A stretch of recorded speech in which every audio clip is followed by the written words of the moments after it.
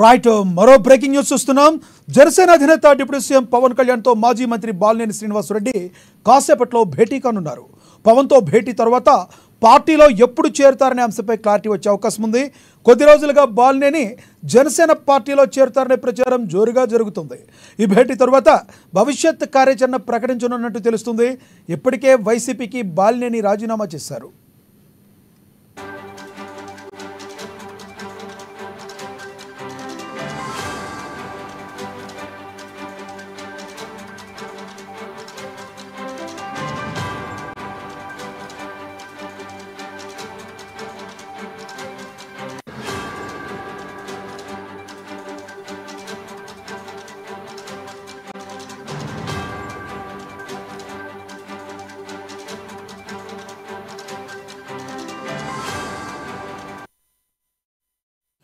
Breaking news చూస్తున్నాం. జనసేన అధినేత deputy CM Pawan కళ్యాణ్తో మాజీ మంత్రి బాలినేని శ్రీనివాసరెడ్డి కాసేపట్లో భేటీ కానున్నారు. పవన్తో భేటీ తర్వాత పార్టీలో ఎప్పుడు చేరుతారనే అంశంపై క్లారిటీ వచ్చే అవకాశం ఉంది. కొద్ది రోజులుగా బాలినేని జనసేన పార్టీలో చేరుతారనే ప్రచారం జోరుగా జరుగుతుంది. ఈ భేటీ తర్వాత భవిష్యత్ కార్యాచరణ ప్రకటించనున్నట్టు తెలుస్తుంది. కాగా ఇప్పటికే వైసీపీకి బాలినేని రాజీనామా చేశారు. ఇదే విషయానికి సంబంధించి మరింత సమాచారాన్ని మా ఇన్పుట్ ఎడిటర్ శ్రీనివాస్ అందిస్తారు. శ్రీనివాస్, చెప్పండి, అనుకున్నట్లుగానే బాలినేని శ్రీనివాస్ జనసేన తీర్థం పుచ్చుకోనున్నారా?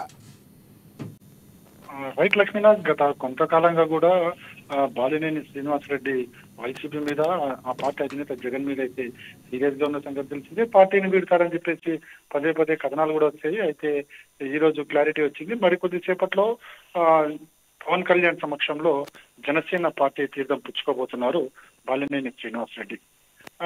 ఇప్పటికే భేటీకి సంబంధించి విజయవాడలో భేటీ కాబోతున్నారు. భేటీ తర్వాత పార్టీలో ఎప్పుడు చేరుతారనేది క్లారిటీ ఇస్తారు. అంతే డైరెక్ట్ గా జాయిన్ అయిపోతారా, లేకపోతే ఏదైనా సభ ద్వారా జాయిన్ అవుతారనేది కూడా క్లారిటీ వచ్చే అవకాశం ఉంది. ఇప్పటికే బాలినేని తన అనుచరులతో కూడా మాట్లాడడం జరిగింది. పార్టీ మార్పు విషయంలో వారి అనుచరులతో తర్వాత భేటీ తర్వాతనే పార్టీలో చేరేందుకు లైన్ క్లియర్ చేసుకున్నారు. ఇక వైసీపీలో చూసుకుంటే కనుక ఏదైతే అధికారం కోల్పోయిన తర్వాత ఒక్కొక్కరిగా, ముఖ్య నేతలు ఒక్కొక్కరిగా కూడా పార్టీ వీడుతున్నారు. ఇక ఐదర్ టీడీపీ లేదా జనసేన, బీజేపీలో చేరేందుకు మార్గాలు సుగమం చేసుకున్న పరిస్థితి అయితే కనిపిస్తుంది.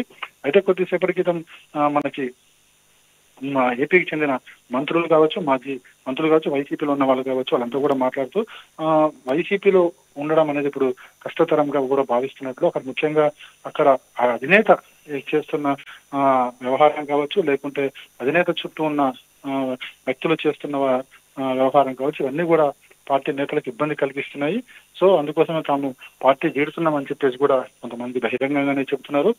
బాలినేని శ్రీనివాసరెడ్డి కూడా అదే చెప్పడం జరిగింది. ఏదైతే మంత్రి పదవులో మంత్రిత్వం తొలగించే విషయంలో కావచ్చు, ఆ తర్వాత కొత్తగా మంత్రులను తీసుకునే విషయంలో కావచ్చు, అదేవిధంగా ఎన్నికల సమయంలో కావచ్చు, సో ఇవన్నీ కూడా జగన్మోహన్ రెడ్డి వ్యవహార శైలి తనకు నచ్చలేదు. ఈ విషయాన్ని పదే పదే చెప్పినప్పుడు కూడా మార్పు రాకపోవడంతోనే తాను పార్టీ వీడుతున్నానని చెప్పేసి కూడా చెప్పడం జరిగింది.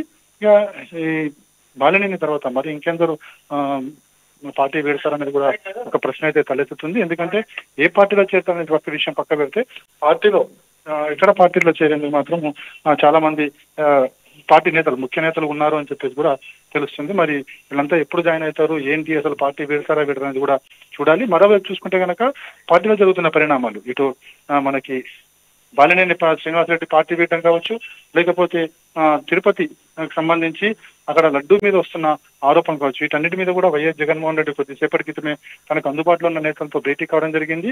పార్టీలో జరుగుతున్న పరిణామాల మీద నెక్స్ట్ ఏం చేయాలి, అదేవిధంగా ఏ విధమైన చర్యలు తీసుకుంటే బాగుంటుంది, అదేవిధంగా పార్టీ వీడిపోతున్న వారి స్థానాల్లో ఎవరికి అవకాశం కల్పించాలన్న దాని మీద కూడా చర్చించినట్టు తెలుస్తుంది. అదేవిధంగా తిరుపతి లడ్డు విషయంలో కూడా జగన్మోహన్ రెడ్డి వైవి సుబ్బారెడ్డితో భేటీ అయ్యారు. ఈ విషయం కూడా తెలుసుకోవడం జరిగింది. మొత్తానికైతే పార్టీలో జరుగుతున్న పరిణామాల మీద ఇటు జగన్మోహన్ రెడ్డి దృష్టి సారించారు. అదేవిధంగా మరోవైపు చూసుకుంటే కనుక పార్టీని వీడే వారి సంఖ్య కూడా పెరగచ్చు అనే తెలుస్తుంది. అయితే శ్రీనివాస్, బాలినేని శ్రీనివాసరెడ్డి జనసేనలోకి వెళుతున్నారంటే వైసీపీ కంటే కూడా కొంతమంది టీడీపీ కార్యకర్తలు గందరగోళ పరిస్థితులు ఎదుర్కొంటున్నారు అనుకోవచ్చా? ఎందుకంటే ఒంగోలులో వచ్చేటప్పటికి ఇప్పుడు టీడీపీకి బలమైన అభ్యర్థి ఉన్నారు. జనసేనలోకి బాలినేని శ్రీనివాసరెడ్డి వస్తే ఫ్యూచర్లో ప్రకాశం డిస్టిక్లో జనసేన బలపడితే అది టీడీపీకి కూడా దెబ్బ అయ్యే అవకాశం ఉందంటారా? ఎందుకంటే ఒక పార్టీకి సంబంధించిన ఒక ముఖ్య నేత పార్టీని వీడి మరో పార్టీలోకి వెళ్తుంటే ఆ పార్టీలో ఉన్న అక్కడ ఆ స్థానంలో ఉన్న వ్యక్తులకు ఖచ్చితంగా వాళ్ళకి దెబ్బ పడుతుంది. ప్రస్తుతం బాలినేని వ్యవహారం కూడా అదే. బాలినేని ఎప్పుడైతే ప్రకాశం జిల్లాలో బలమైన నేతగా ఉన్నారు, తన వర్గం అక్కడ చాలా బలంగా ఉంది, మంత్రిగా కూడా పనిచేశారు. సో ఇవన్నీ కూడా ఒక్కొక్కసారి జనసేన పార్టీలో చేయడం వల్ల అక్కడ కూటమిలో ఉన్న తెలుగుదేశం పార్టీకి ఎక్కువ ప్రభావం చూపించే అవకాశం ఉంది. వన్స్ ఒకసారి బాలినేని గనక జనసేనలకు వస్తే గనక అలా ప్రభావితం చేయగలరు. ప్రకాశం జిల్లాలో ప్రభావితం చేయగల నేతలు బాలినేని కూడా ఒకరు. సో ఇప్పుడు గనక జనసేన పార్టీలో చేరితే అక్కడ టీడీపీకి వర్గాలకి జనసేనకి మధ్య గట్టిగా ఘర్షణ వాదం అయితే నెలకొంటుంది. ఎందుకంటే ఇప్పటికే బాలినేని వస్తున్నారనగానే టీడీపీ నేతలు ఒక అప్రమత్తం అయ్యారు, ఇతరులను రాకుండా అడ్డుకునే ప్రయత్నం చేస్తున్నారు.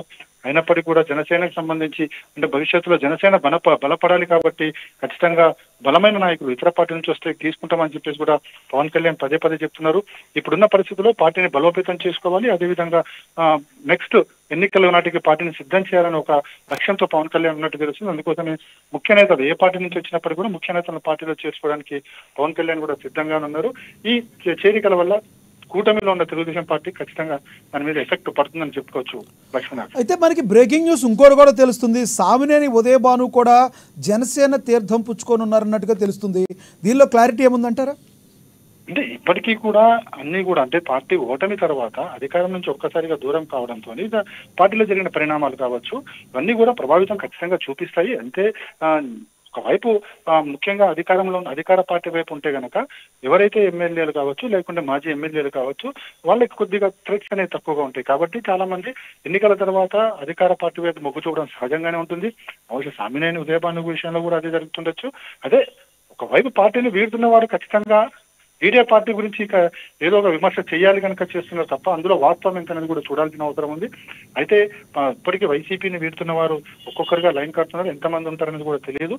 కానీ వీడడం మాత్రం సహజంగా జరిగే ఒక రాజకీయ పరిణామంగానే చూడాల్సి వస్తుంది. ఎందుకంటే అధికార మార్పులు చేసినప్పుడు. అయితే శ్రీనివాస్, బాలినేని గన ఒకవేళ జనసేనలోకి వస్తే ఎమ్మెల్సీ ఏమన్నా డిమాండ్ చేసే అవకాశం ఉందంటారా బాలినేని?